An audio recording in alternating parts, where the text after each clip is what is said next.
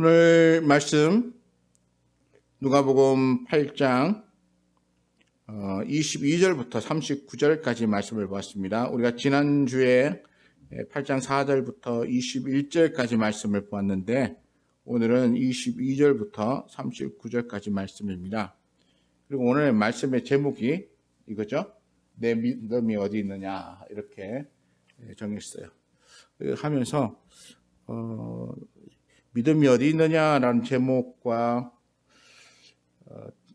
또 두려움에 관한 문제를 다뤄야겠다 이렇게 생각을 했어요. 오늘 본문에서 제가 먼저 결론부터 한번 던지고 시작하자면, 두려움은 우리의 믿음을 이렇게 무너뜨립니다. 또 두려움은 우리의 믿음이 생기지 못하게 만듭니다. 그리고 항상 우리를 믿음 가운데서 떠나게 만드는 것도 이 두려움의 문제라는 거예요. 그래서 오늘 우리에게 전하시는 예수님의 이 메시지도 두려움과 관계되어 있고, 우리의 믿음은 그 두려움과 어떤 면에서 상극일 수 있다라고 하는 사실을 오늘 우리에게 보여주고 있습니다. 뭔 두려움을 얘기하지? 의아해 생각할 수도 있는데요. 제가 전하는 말씀을 들어보면 이게 굉장히 두려움의 문제를 우리가 심각하게 이야기하고 있구나라고 하는 사실을 알 수 있습니다. 먼저 이제 두려움에 관한 단어가 나와 있는 것을 제가 한번 살펴볼게요. 25절에 보면, 8장 25절에 보면 두려움이라고 하는 말이 나옵니다. 거기 나오죠. 제자들에게 이르되 너희 믿음이 어디 있느냐 하시니 그들이 두려워하고 놀랍게 여겨, 이렇게 나옵니다. 그래서 두려워하고 놀랍게 여긴 이 두려움에 대해서 실제적으로 그 두려움의 반응이 어떻게 나오냐면 24절에 이렇게 나왔어요. 이 광풍으로 인해 가지고 배에 물이 이렇게 차게 되니까 그들이 예수님을 깨웁니다. 어떻게 깨우죠? 아주 다급하게 깨워요. 주야 우리가 죽겠나이다 이러면서 예수님을 깨워요. 이게 두려움의 현상의 하나의 모습이죠. 그리고 또 두려움은 거기만 있는 게 아니고 뒤에도 보면 나옵니다. 예수님께서 이제 그라사 지방에 가서 그 사람들과 함께 할 때에도 두려움의 이야기가 나오는데요. 35절에 보면 두려움이라고 하는 단어가 거기에 나와요. 35절 제가 읽어봅니다. 사람들이 그 이루어진 일을 보러 나와서 예수께 이르러 귀신 나간 사람이 옷을 입고 정신이 온전하여 예수의 발치에 앉아 있는 것을 보고 두려워하거늘, 이렇게 나옵니다. 여기에 두려워한다라는 단어가 나오고 그 밑에 이제 37절에도 보면 두려워한다는 단어가 또 나오거든요. 그라사인의 땅 근방 모든 백성이 크게 두려워하여 예수께 떠나가시기를 구하더라, 이렇게 하는 두려워함에 대한 이야기가 또 나옵니다. 그래서 제가 이 본문을 보면서 이 본문이 이전까지 보면 누가가 뭔가 이렇게 앞뒤 문맥에 뭔가 통하는 맥을 항상 두고 있었는데, 이번에도 뭔가 통하는 맥을 분명히 두었을 것인데 라고 하는 생각으로 이 본문을 바라보다가 찾아낸 게 이게 두려움이에요. 이 두려움의 문제를 해결하는 방법인데, 이 두려움의 문제를 이 두 그룹 다 해결하지 못하고 있다는 사실을 발견했어요. 우리 믿음의 사람들은 이 두려움의 문제를 해결해야 되는데 그 두려움의 문제를 해결하지 못하고 있는 것이고, 또 다른 그룹, 믿지 않는 그룹도 두려움의 문제를 해결해야 되는데 역시 그들도 해결하지 못하고 있다는 것입니다. 그리고 재밌는 것은 뭐냐면, 우리가 22절부터 25절까지에 나와 있는 예수님과 더불어 배를 타고 가는 이 사람들은 예수님의 제자들이라고 불려지는 사람들이에요. 그러니까 예수님의 제자 그룹 속에 속해 있는 사람들. 그러니까 어떤 면에서는 믿음이 있는 사람들이라고 말할 수 있고, 요즘 우리식으로 말하면 성도들, 그리스도인이라고 칭해지는 사람들입니다. 그런데 그 그룹 안에서도 여전히 이 두려움이 그들을 사로잡고 있다는 사실이에요. 그런데 또 한 그룹이 나오죠. 어떤 그룹이 나옵니까? 그라사인의 땅에 사는 그 도시 사람들 또는 마을 사람들, 그 그룹이 나와요. 이 그라사인의 땅이라고 하는 것은 이방인의 땅을 이야기하는 것입니다. 그리고 이 사람들은 키우는 게 뭐예요? 돼지를 키웠어요. 돼지. 유대인들은 돼지를 안 먹죠. 모세 율법에 돼지 먹는 걸 금지했기 때문에 돼지를 키우지도 않아요. 그렇기 때문에 돼지를 키우지도 않고 먹지도 않기 때문에 이 그라사인의 땅에서 돼지를 키운다는 얘기는 여기에 유대인이 있을 수도 있겠지만, 그러나 유대인의 땅이 아니고 여기는 이방인들의 땅이고, 거기 거민들은 대체로 이방인들이라는 것을 우리가 추정해 볼 수가 있습니다. 그러니까 이 사람들은 예수님을 믿는 사람이라고 말할 수 없죠. 그리고 유대인이라고조차도 말하기가 좀 힘듭니다. 그리고 예수님을 보러 나와서 이 사람들이 예수님을 보는데도 불구하고 예수님을 이 마을에서 떠나가기를 구해요. 이 사람들은 여기에 단 한마디도 예수를 믿고 하나님을 찬양하더라 이런 얘기가 나오지 않는다는 것이에요. 그러니까 이 사람들은 소위 말하는 우리식으로 말하면 불신앙의 사람들이에요. 불신앙의 그룹. 그래서 앞에 그룹은 예수님을 따라다니는 제자 그룹이고, 그다음에 뒤에 그룹은 그냥 이 세상에 있는 불신자의 그룹이에요. 그런데 제가 보면서 신기한 것은 이 제자들의 그룹과 이 불신자의 그룹 사이에 똑같은 것이 통하더라는 거야. 그게 뭐냐면 두려움이에요. 두려움. 그래서 제자들도 두려움에 빠졌어요. 그리고 이 그라사인 사람들도 두려움에 빠졌어요. 그리고 제자들은 무엇 때문에 두려워했습니까? 광풍에 두려워했어요. 광풍. 자연적인 현상이죠. 호수에 일어나는 아주 거센 바람. 거센 바람이 막 배를 막 흔들고, 그리고 거센 바람으로 인해서 파도가 치고, 그리고 그 거센 바람에 의해서 파도가 치니까 그 파도에 그 물이 어디로 갑니까? 배 안으로 막 들어오는 거야. 그래서 여기에 뭐라고 되어 있습니까? 바람과 물결이 약 일어난다고 했어요. 그리고 그 물이 배 안에 가득 차게 되었다라고 말하고 있습니다. 그런데 문제는 뭐냐면 이 배를 타고 있는 사람들이 이것을 어떻게 제어할 수 없다는 거야. 이 문제를 해결할 수 있는 능력을 가진 사람이 없다는 거야. 여기에는 아마도 우리는 배에 능숙한 사람이 타고 있다는 사실에 대해서 우리는 인지를 하고 있잖아요. 어떤 사람들이 타고 있습니까? 어부들. 적어도 베드로 어부예요. 요한도 어부예요. 안드레도 어부예요. 적어도 이 세 사람은 어부예요. 이 베드로의 형제도 있으니까 적어도 네 사람이라고 말할 수도 있죠. 어부예요. 어부들이 타고 있는 배. 그런데도 불구하고 그들이 제어할 수 없는 아주 거센 바람이 일었다는 것입니다. 그래서 감당할 수 없는 큰 일이 생긴 거예요. 우리가 인생을 살아가면서 우리는 내가 여러 가지 일을 경험하기도 하고 또 여러 가지 일을 경험하는 가운데서 이 경험들이 또 다른 문제가 생겼을 때 그것을 능숙하게 해결하기도 하고 그 정도 문제는 아무것도 아니야 라고 우리가 대수롭지 않게 생각할 수 있는 만큼 경지에 이를 수도 있을 것입니다. 어쩌면 이 배를 타고 있는 베드로를 포함한 어부들은 배를 조종하고 배가 어느 정도 파도에 흔들려도 제어할 수 있는 능력을 가지고 있었을 거라고 생각해요. 그럼에도 불구하고 그들이 제어할 수 없는 바람이 그 배를 흔들고 파도가 일어서 그 배에 가득 차자 그들은 다급해서 외쳤는데 뭐라고 외쳤습니까? 주여 우리가 죽겠나이다. 목숨이 경지에 달렸다는 거야. 이제 주님이 우리를 도와주시지 않으면 우리가 죽겠나이다 라고 하는 위기에 직면했다는 것을 볼 수 있습니다. 여기도 보면 이렇게 위기가 왔지만 우리 두 번째 그룹인 이 그라사인의 사람들이 사는 곳에 예수님이 당도했을 때 그들도 위기를 느꼈어요. 그들이 느낀 위기는 무엇입니까?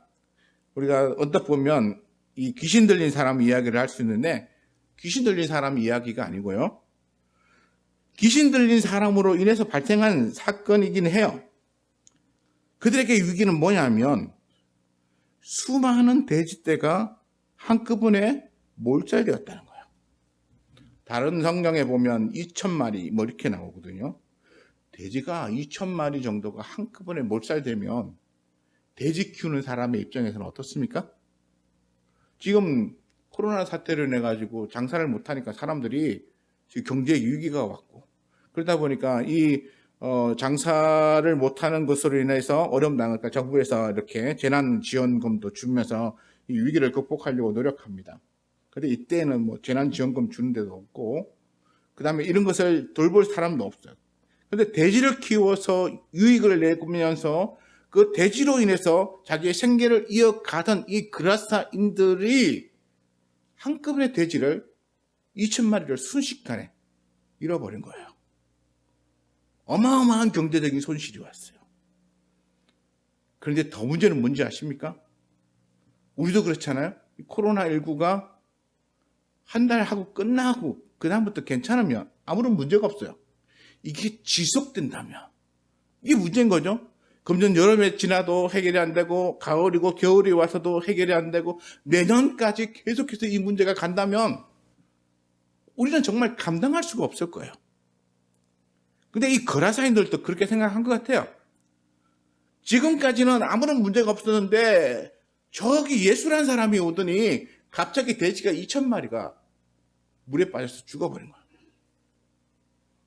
돼지가 2,000마리 물에 빠져 죽었는데 그 이야기를 들어보니까 귀신 들린 사람에게서 나온 그 귀신이 그 돼지떼에게 들어가는 일, 그것을 허락한 사람이 누구예요? 예수님이시잖아요.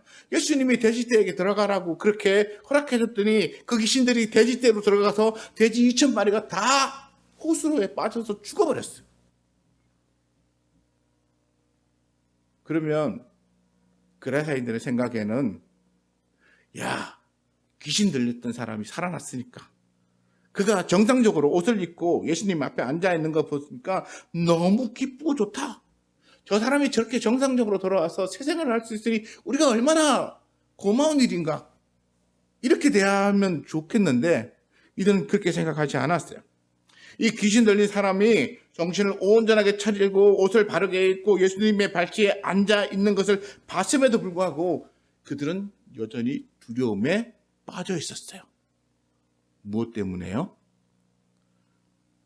저기는 저 예수라고 불리는 사람이 저 귀신 들렸다가 난 저 사람 속에 있는 귀신을 돼지떼에 쫓아 넣음으로써 돼지떼가 2,000마리가 죽었다. 앞으로 얼마나 더 많은 귀신 들린 사람들을 치료하면 우리 그라사인 지방은 완전히 초토화될 거다. 이런 생각이 그들 생각에 확 스쳐갔을 거라고 생각해요. 여러분 어떠세요? 여러분 그런 일들이 앞으로도 계속 발생한다 생각하면 여러분 두려움이 생기겠습니까? 안 생기겠습니까? 저 예수라는 사람이 계속 여기에 머무르고 있으면 우리 지방에 있는 돼지떼가 다 죽을지도 몰라. 그럼 우리 뭐 먹고 살지? 그동안 우리가 돼지 키워서 돼지를 팔아서 그 돼지 때문에 먹고 살았는데 돼지떼가 다 한 번에 2,000마리씩 다 빠져서 죽어버리면 우리는 앞으로 먹고 살 게 없어지는 거예요. 그러니까 이 그라사의 사람들이 두려움에 빠진 거야. 저 사람 여기 있으면 우리 마을에 큰일 난다. 우리 도시에 재앙이 올지도 몰라. 그러니까 저 사람은 어떻게 해야 돼요? 빨리 동네에서 내보내야 되는 거야. 그 사람 내보내서 무슨 일을 못하게 해야 돼요? 더 이상 귀신 쫓아내는 일을 못하게 해야 되는 거예요.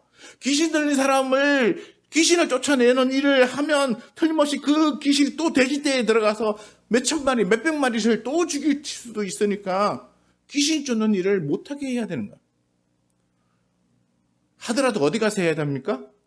딴 동네 가서 해야 돼. 딴 동네 가서. 우리 동네는 하지 말고.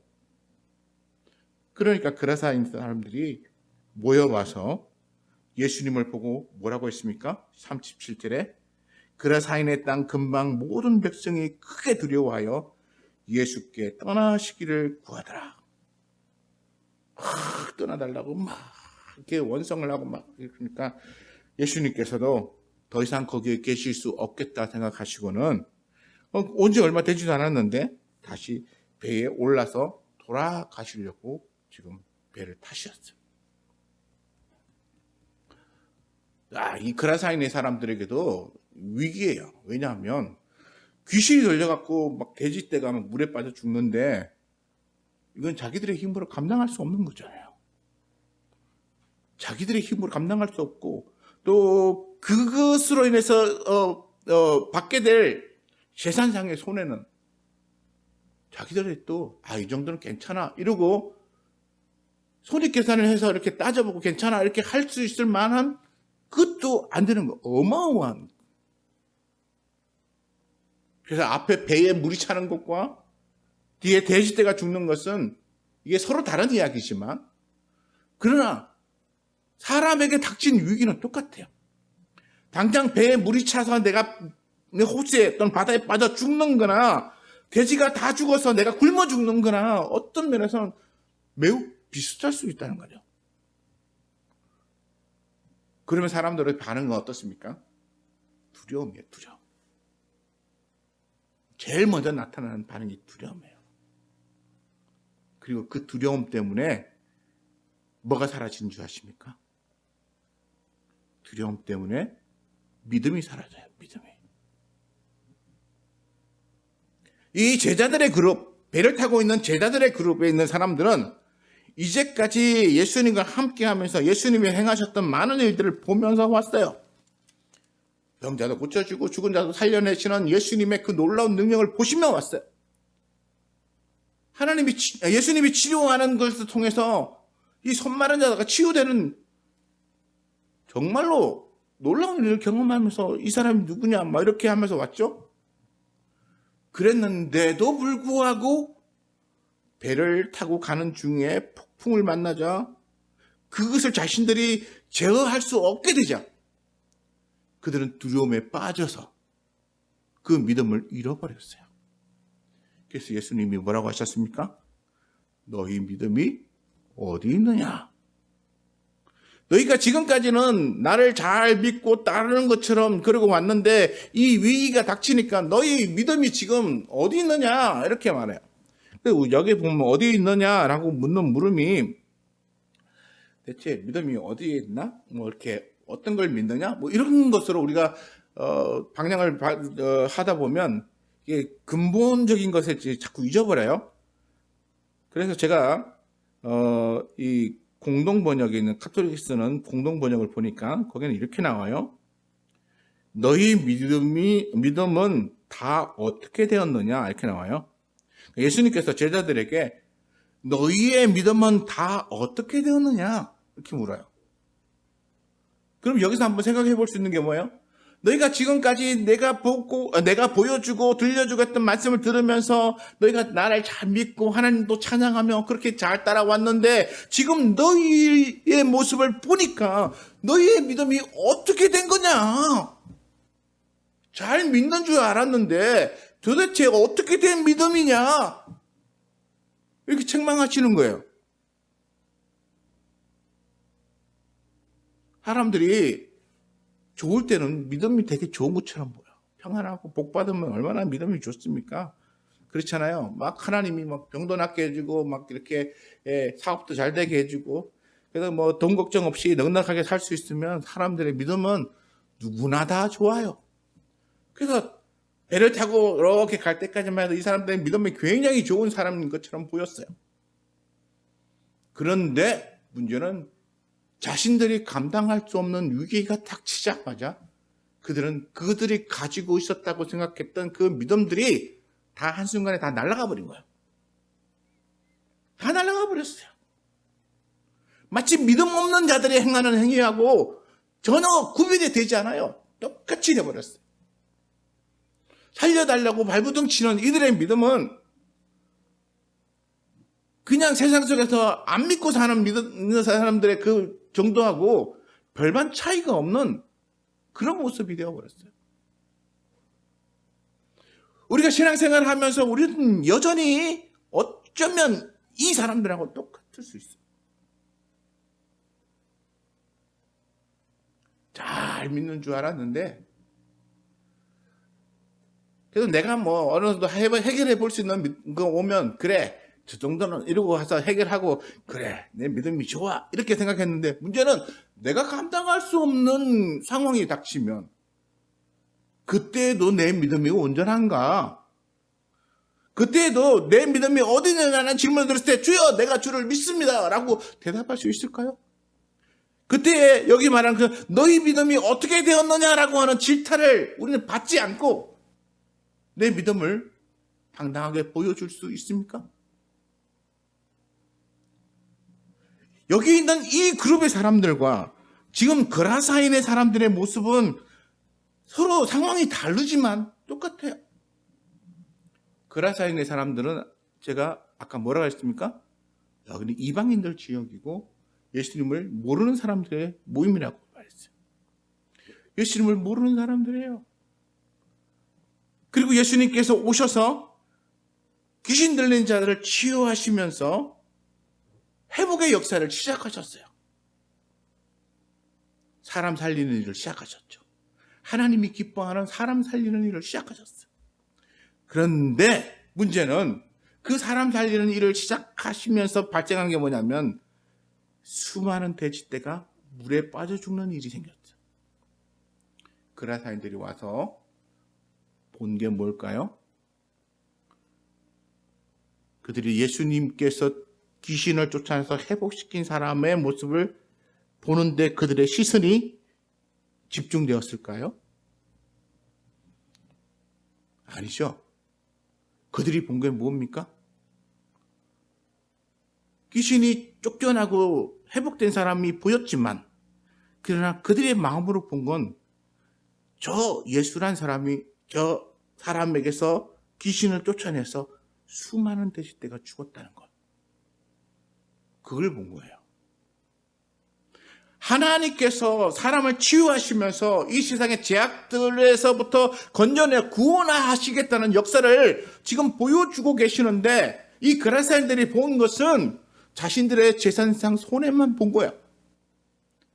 자신들의 눈에 첫 번째 들어온 게 재산상 손해예요. 내가 이런 손해를 입었으니 저 사람은 여기 있으면 안 되라고 하는 그런 생각이 그들 마음에 꽉 찼지. 아, 저 사람이 있으면 우리 동네에 수많은 귀신 들린 사람들이 다 회복을 얻고 그리고 온전해질 수 있겠네라고 하는 이런 관점으로 보지 않았어요. 그리고 사람들이 회복되어지면 이게 하나님께서 우리에게 행하시는 하나님의 은혜요 복이다라고 생각하지 않았어요. 그들이 생각한 건 재산상의 손해인 거예요. 그리고 재산상에 그저 몇 푼 없어지는 손해가 아니라 이러다가 우리 동네 돼지가 다 죽고 나면 우리는 굶어 죽는다는 어쩌면 목숨까지도 달려있는 심각한 위기를 느낀 거예요. 그리고 그 두려움 때문에 자신들에게 구원을 선물하기 위하여 하나님의 은혜를 전파하기 위하여 오신 예수님을 쫓아내버렸어요. 자, 우리는 이 모든 상황을 알고 있는 우리 입장에서는 이 그라사인들이 행하고 있는 이 일이 얼마나 어리석은 일인가라고 하는 것을 우리는 알 수 있잖아요. 근데 이걸 모르는 그라사인들은 예수를 쫓아내야만 우리가 손해보지 않고 안전하게 살 거야라고 생각했겠죠. 그렇잖아요? 그러니까 하나님께서 자신들을 사랑해서 자신들에게 구원자를 보내셔서 이제 구원을 베푸신다라고 하는 관점을 바라보지 못하는 이 그라사인들은 자기의 현실적인 재산상의 손해, 그것으로 인하여 닥치게 될 위험을 방지하기 위해서 예수를 쫓아내야겠다. 그리고 예수님을 쫓아냈어요. 그 위험 앞에서 반응의 모습은 같은 거예요. 제자들이나 그라사인이나 그냥 죽을 위기 되니까 살려달라는 거죠. 그리고 죽을 위기 되니까 살 방법만 찾는 거예요. 어쩌면 믿음의 사람이라면 이렇게 나와야 되지 않았을까? 저는 생각해 봤어요. 어떤 거요? 예수님이 여기 계시니까 이 배는 어떠한 풍랑이 쳐도 이 풍랑이 배를 뒤집어서 물에 빠뜨리지 못할 거야. 그런 믿음. 너무 낭만적으로 생각하시는 거 아닌가? 이렇게 생각할 수도 있지만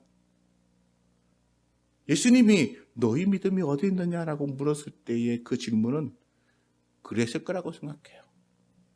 예수님이 하나님의 아들이고 이 세상의 구원자로 오시고 그동안 죽었던 자도 살려내시는 놀라운 일을 보여주신 것을 믿었다면, 그러면 이 폭풍 속에서도 우리 예수님이 여기 계신 이상 그 폭풍이 이 배를 어찌하지 못할 거다라고 하는 믿음이 생겨야 하지 않을까요?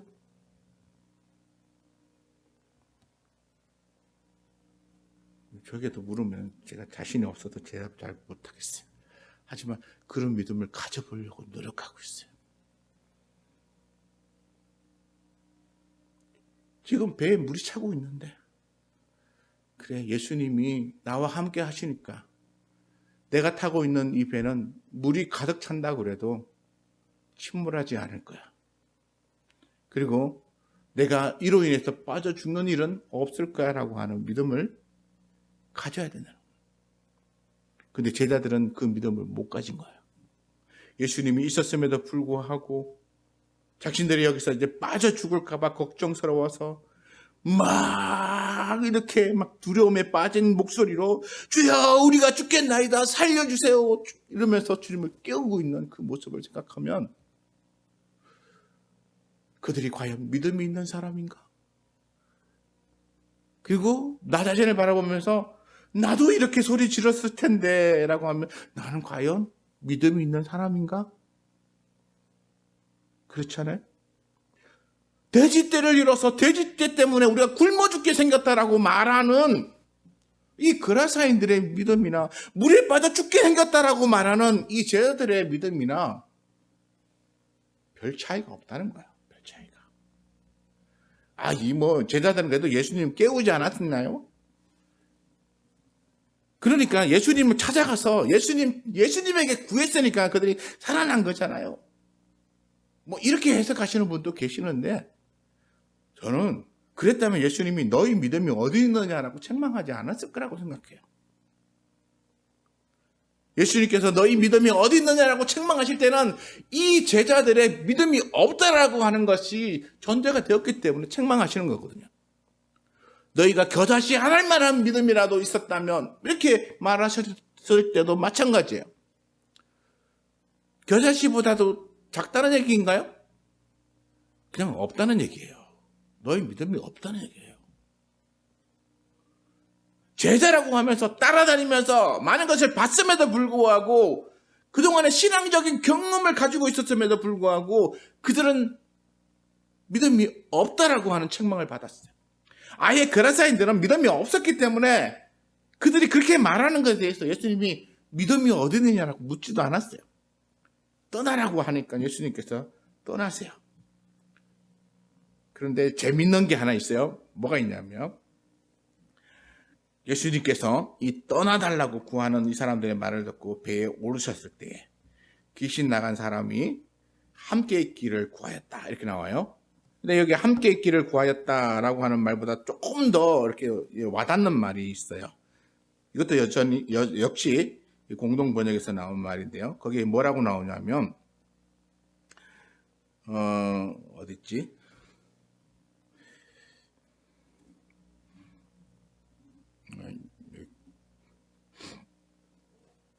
38절에 보니까 그때에 공동 번역입니다. 마귀 들렸던 사람이 예수를 따라다니게 해달라고 애원하였지만 예수께서 그를 돌려보내시며 이렇게 따라다니게 해달라고 애원하였다고. 그러니까 예수님에 의해서 치유의 경험을 받은 예수님이 어떤 분이신지에 대하여 경험한 이 귀신 들렸던 사람은 예수님이 쫓겨나는 상황 가운데서도 예수님을 따라다니겠다고 애원하며 찾아왔어요. 박대받으며 가는. 정말 우리가 이 귀신 들렸다가 회복된 사람 같던 그런 믿음이 있나요? 이 사람도 여전히 이방인이었을 것입니다. 이런 어떤 경험이 없기 때문인가요? 귀신 안 들려봐서? 우리는 지금까지 수많은 성경을 보면서 수많은 신앙생활과 수많은 간증들을 이렇게 직접 간접적으로 많이 들었죠. 그렇다면 우리는 이 귀신 들렸다가 나온 이 사람이 예수님을 따라다니게 해달라고 그렇게 애원하는 것처럼 우리는 어떤 상황 가운데서도 예수님과 함께 있겠다라고 하는 그런 갈급한 마음이 우리에게 있어야 되는 거죠. 이 귀신 들렸다가 회복된 사람은 지금 굉장히 좋지 않은 상황 속에서 예수님을 따라다니겠다는 거예요. 예수님이 지금 쫓겨나고 있는 거예요. 쫓겨나고. 이 동네에서 쫓겨나면 다른 동네에서도 환영받을 수 있는가? 장담 못하는 상황이죠. 그럼에도 불구하고 이렇게 쫓겨가는 예수님과 함께 있겠다라고 하는 마음을 가질 수 있었던 것은 제가 생각해 보니까 그가 놀라운 경험을 했기 때문이고 그 경험을 통해서 이분이 누구인가, 뭐 하나님의 아들이다, 뭐 메시아다 이렇게 말은 안 했어도 적어도 자신을 이 수많은 귀신에게서부터 구원해준 구원자임을, 그리고 이분을 따라다니면 자신의 모든 문제가 해결될 수 있다라고 하는 것에 대한 믿음을 가지고 있었다는 거예요. 그렇기 때문에 따라다니게 해달라고 강구했을 것이라고 저는 생각해요.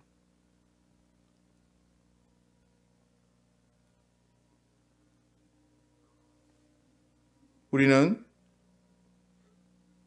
이 두 가지 이야기를 보면서 우리의 현실에 내 생활 속에 내게 닥쳐 왔었거나 또는 앞으로 닥쳐올 위기 상황에 대하여 우리는 어떻게 반응해야 하는가라고 하는 것을 생각해 봐야 한다고 생각해요.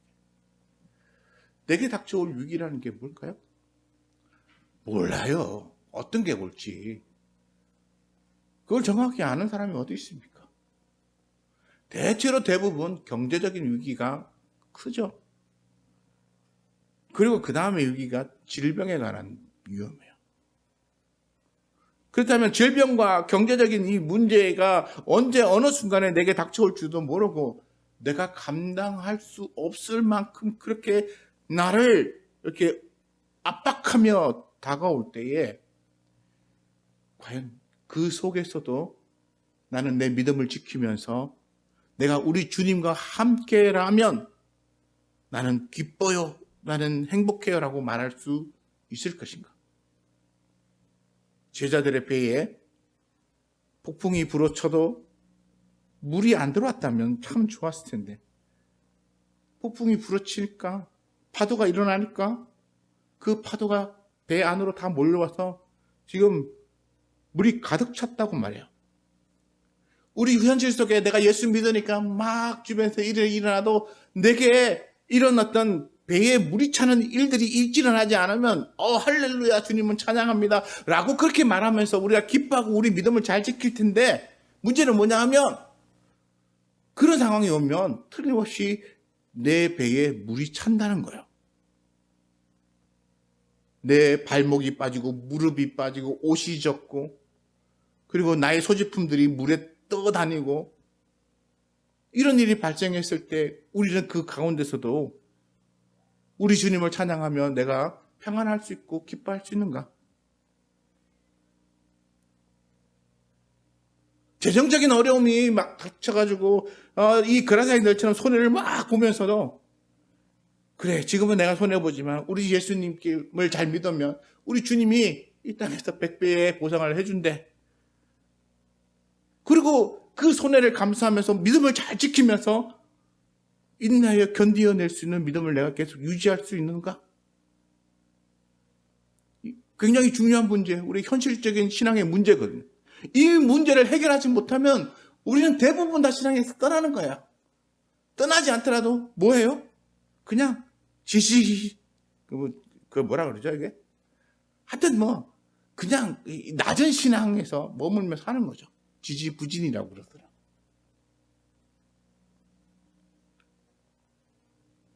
우리가 우리의 두려움의 문제, 어떤 상황에서도 어떤 어려움이 와도 내가 주님과 함께 있다면 그것으로 인해서 나는 기뻐요, 만족해요, 행복해요 라고 말할 수 있는 이러한 신앙으로 우리가 성숙해야 되지 않겠습니까? 아니, 성장해야 되죠.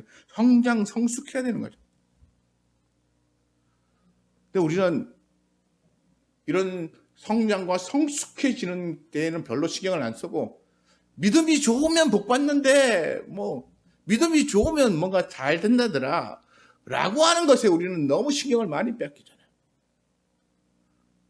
그러면 잘 된다라고 해서 잘 될 수도 있어요. 그건 하나님이 주실 수도 있고 안 주셔도 또 잘 되는 사람도 있을 거예요. 그냥 우리나라다 보니까 우리나라 최고 부자가 예수님 안 믿어요. 우리나라 대기업의 대부분의 그 CEO들 예수 안 믿어요. 제가 보니까 대체로 절을 다니더라고요. 부자예요. 예수 안 믿고도 부자 돼요. 우리나라 최고 부자들이 돼요. 그러면 부자 되는 것 위해서 교회에 꼭 있어야 될 필요가 뭐가 있어요? 우리가 교회에 있어야 되는 것은 부자 되기 위해서 있는 게 아니거든요. 사회에서 성공하기 위해서 있는 것도 아니에요. 우리가 교회에 있는 것은 예수님과 함께 있기 위해서 여기 있는 거예요. 내가 예수님과 함께 하고자 하는 마음 때문에 여기 있는 거예요. 그리고 이 세상이 끝나서도 내가 예수님과 함께 그 천국에 거하겠다는 마음으로 우리가 교회에 나와서 신앙생활을 하는 거예요. 성공과 부유함을 얻기 위한 거라면 우리는 그 성공을 깎아내리고 그리고 성공을 무너뜨리는 위기가 닥치면 우리 또다시 믿음을 버릴 거예요. 우리 또다시 이 초보자적인 믿음으로 가거나 그냥 지지부진한 어떤 그런 모습으로 돌아갈 수밖에 없을 거예요. 우리 주님이 우리에게 기대하시는 믿음은 내가 너에게 부요하게 해줬기 때문에 네가 나를 믿는 믿음이 아니고 그냥 네가 나와 함께 있다는 것에 대하여 만족하고 기뻐하기 때문에 그래서 나와 함께 있기를 원하는 그 믿음을 원하시는 거죠.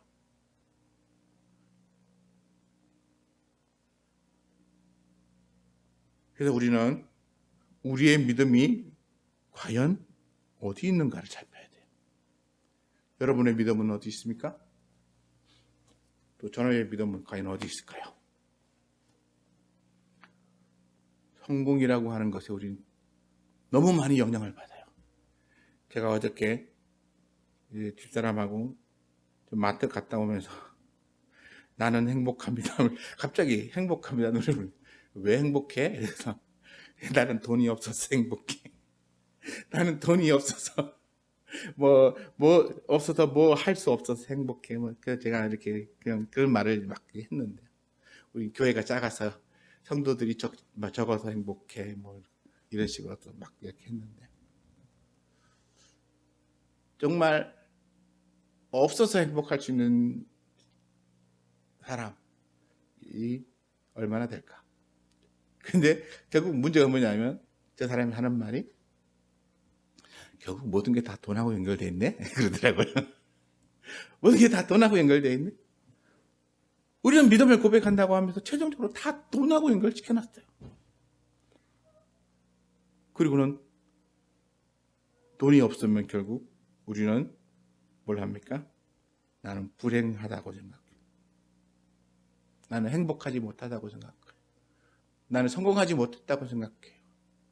그리고 나는 하나님이 기뻐하지 않는 사람이라고 생각해요. 그리고 실패했다고 생각하죠. 사랑받지 못한다고 생각하죠. 정말 그럴까요?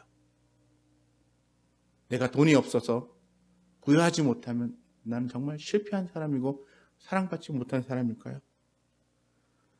그래서 우리 주님께서 거라사님의 지방에 가서 돼지떼를 물에 빠뜨린 게 아니라 죽은 돼지도 막 살려내서 주셔야 될 것 것 같았었는데 그렇게 하지 않으신 거 보면 우리 주님이 기대하시는 사람들의 행복은